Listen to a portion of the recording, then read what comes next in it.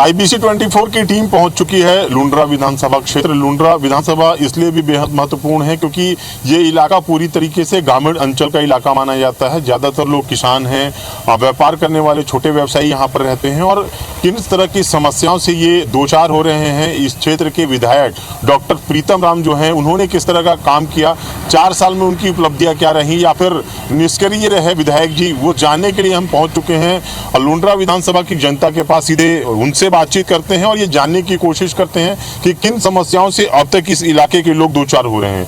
ये बताइए, लुंड्रा विधानसभा क्षेत्र काफी पुराना विधानसभा क्षेत्र है, इस तरह की उम्मीद लगा के रखे थे और कितना खरे उतरे विधायक जी? उम्मीद तो बहुत लगाए थे लेकिन खरे नहीं उतर पाए। रोड का समस्या देख रहे हैं, पानी का समस्या है, बिजली का समस्या है, स्वास्थ्य विभाग का समस्या है, यही सब परेशानी है। जो उम्मीद किए थे वो तो नहीं हो पाया। ये बताइए, खुद डॉक्टर हैं विधायक जी, तो डॉक्टरों की व्यवस्था ठीक ठाक नजर आती है क्या? कोई व्यवस्था ठीक नहीं है। क्या होता है? आते नहीं है स्टाफ, बढ़िया से ड्यूटी नहीं हो रहा है। क्या चाहते हैं आप लोग कि जो क्षेत्र का विधायक है वो किस तरह की काम करे, जो लोगों की समस्याएं हो कम हो? विकास का काम करें, वो कर्मचारी आए, रेगुलर रहें अपने संस्था में, वो हम तो यही चाहते हैं।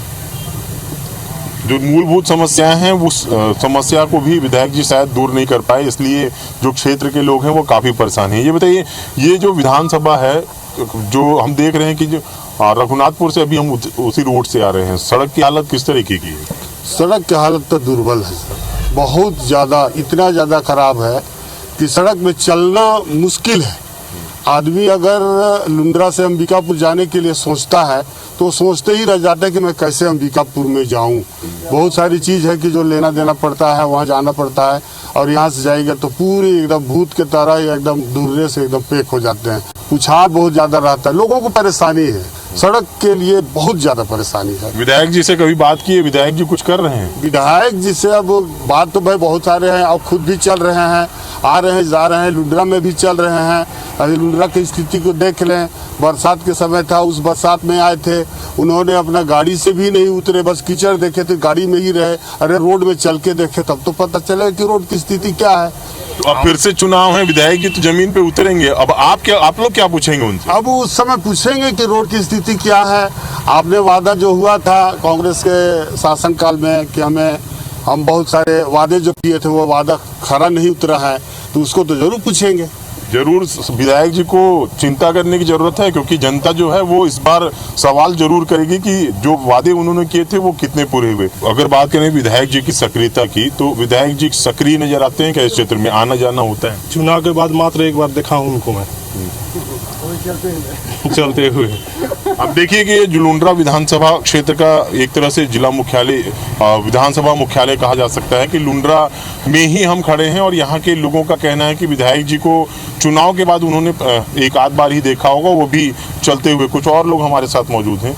ये बताइए कि जो अब आप चुनाव में जब विधायक जी आए थे, जब वो सिर्फ नेता थे, जब आप लोगों ने विधायक बनाया, तो क्या उम्मीद लगा के रखी थी कि क्या समस्याएं हैं वो समाधान है? तो बहुत सारी, जैसे कि स्वास्थ्य के बारे में पूछे तो स्वास्थ्य लुंड्रा विधानसभा का मुख्यालय है और यहाँ का हॉस्पिटल जो है अभी तक प्राथमिक स्वास्थ्य केंद्र है, इसको सामुदायिक अभी दर्जा नहीं मिला है। वहाँ एक डॉक्टर निरंतर, अगर आप 4 बजे के बाद जाएँ कोई इलाज कराने के लिए, तो वहाँ इलाज कराना संभव नहीं है। वहाँ से तुरंत रेफर करेंगे अंबिकापुर, और अंबिकापुर जाते तक रोड की हालत ऐसा है कि शायद मरीज स्वस्थ वहाँ पहुँच पाए भी कि न पहुँच पाए।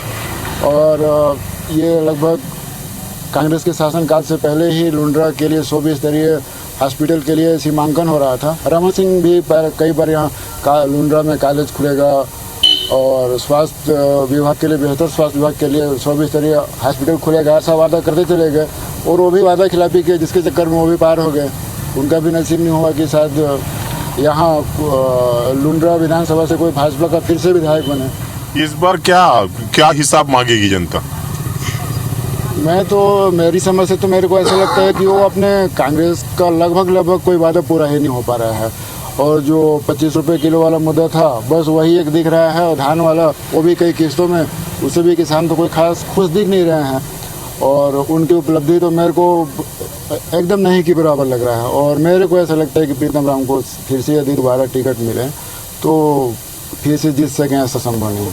तो ये लुंड्रा क्षेत्र की जनता है जिनकी समस्याएं खूब सारी हैं, अंबार है समस्याओं का, और शायद विधायक जी इन समस्याओं को दूर तो करना छोड़ यहाँ पर उनको जो जनता है उनकी समस्याओं को सुनने भी शायद नहीं आते। ऐसे में कुछ और लोगों से हम बातचीत करेंगे और ये जानने की कोशिश करेंगे कि जिस तरह से वादे किए थे विधायक जी ने वो कितने पूरे हुए और किस तरह की समस्याएं हैं उससे जनता परेशान है।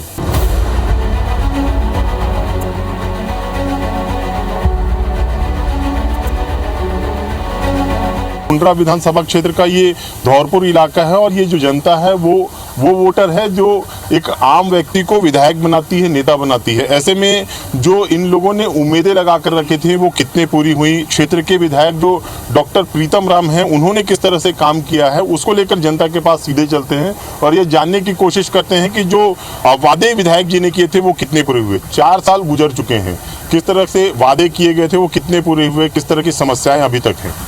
सर, समस्याएं तो बहुत हद तक जैसे कि तैसे बनी हुई हैं। जो वादे किए हैं उसमें से पूरी तो हुई नहीं है। जैसे रोड की किए थे तो कुछ रोड तो बन भी रही हैं, लेकिन जो अभी प्रधानमंत्री जो रिपीट किए हैं उस पर क्वालिटी नहीं है सर रोड पे।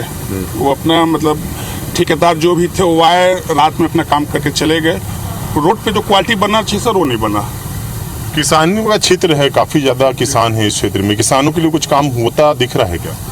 सर किसानों में तो जैसे हम लोग टमाटर की खेती इस बार किए थे, लेकिन हम लोग का टमाटर सर इस बार सभी किसान नुकसान पे हैं सर। मतलब कहीं कोई बेनिफिट नहीं, सब किसान टमाटर आपका प्लाट पे पड़ा हुआ है। अभी भी आप देख सकते हैं प्लाट पे जैसे का तैसे पड़ा हुआ है। कारण क्या मानते हैं सर? कारण तो सर अब अगर यहाँ कोल्ड स्टोर होता तो 1 दिन 2 दिन वही उसको हमको रखने में वो मिलता। अब जैसे सुबह तोड़े नहीं बिक पाया किसी कारणवश तो रखे रखे बर्बाद हो गया और रेट नहीं मिलना है उसका। तो सब कहीं ना कहीं कोल्ड स्टोर होता तो उसका बेनिफिट किसानों को मिलता। कोल्ड स्टोरेज की एक बड़ी समस्या है क्योंकि किसानों का बाहुल्य इलाका है ये और इस विधानसभा क्षेत्र में ज़्यादातर लोग किसान हैं। ऐसे में कोल्ड स्टोरेज की मांग लंबे समय से रही है लेकिन एक भी कोल्ड स्टोरेज इस इलाके को नहीं मिल सका। कुछ और लोग हमारे साथ मौजूद हैं। ये बताइए और कौन सी समस्याएं हैं जिससे आप लोग परेशान होते हैं, क्या चाहते हैं विधायक जी से? हमारे लुंड्रा विधानसभा जो है, जो यहाँ हमारे धौरपुर क्षेत्र में सार्वजनिक हित का काम उम्मीद से ज़्यादा हुआ है। यहाँ देखिए, सबसे पहले आत्मानंद स्कूल नहीं था, आत्मानंद स्कूल खुला है। और फिर सड़क जो है आज 20 साल से ऐसे ही पेंडिंग पड़ा हुआ था। रोड में हम लोग गचका खाते थे और रोड भी लगभग मान के चलिए 2-3 महीने में पूरा हो जाएगा। क्या समस्या है जिसका समाधान चाहते हैं आप लोग? युवाओं के लिए क्या हो, रोजगार के लिए कुछ काम हुए क्या? नहीं होगा सर, ऐसा काम अभी तक नहीं किए हैं, कोई विधायक नहीं किए हैं। जितना भी हमारे जानकारी में है अभी तक जो समस्या है, समस्या पूरा नहीं हो पा रहा है। हम चाहते हैं कि कोई भी पार्टी रहे, बीजेपी रहे या कांग्रेसी रहे, भाई हर समस्या पूरा हो, उनका कार्य जो है पूरा करें। ये आम जनता है जो ये मान रही है कि जो शासन किसी का भी हो, सरकार में कोई भी हो, क्षेत्र का विधायक कोई हो, लेकिन उनकी जो ज़रूरत है वो पूरी हो। वो जो समस्या से जूझ रहे हैं उनके समाधान के लिए वो जनता जो है वो नेता चुनती है, विधायक बनाती है और उन समस्याओं का जो समाधान है वो इस क्षेत्र की जनता चाहती है। कुछ और लोग हमारे साथ मौजूद हैं, उनसे बात करते हैं और ये जानने की कोशिश करते हैं कि क्या, ये बताइए कि किस तरह से विधानसभा क्षेत्र है, क्या क्या समस्याएँ हैं जो आप लोग महसूस करते हैं? जैसे अभी पिछले वर्ष में जो पीएम आवास आया था आज रुका हुआ है वो।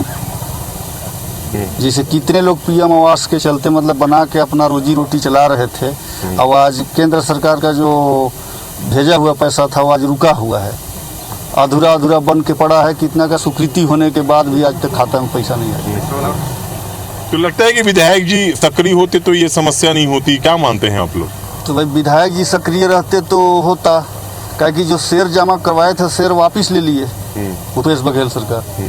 अगर शेयर जमा किए होते तो सबको लाभ मिलता, इसमें पार्टी विशेष में नहीं, मतलब सबको, आम जनता सबको फायदा मिलता।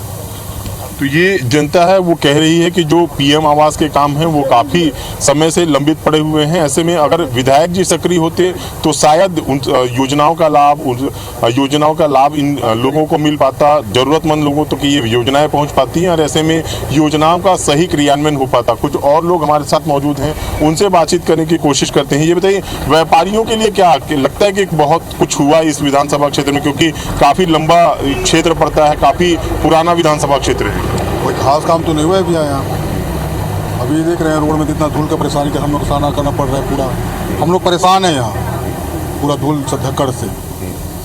और क्या चाहते हैं विधायक जी? क्या क्या बोले थे जो सरकार बनाने के पहले, क्या क्या वादे किए गए थे, वो क्या पूरे हुए?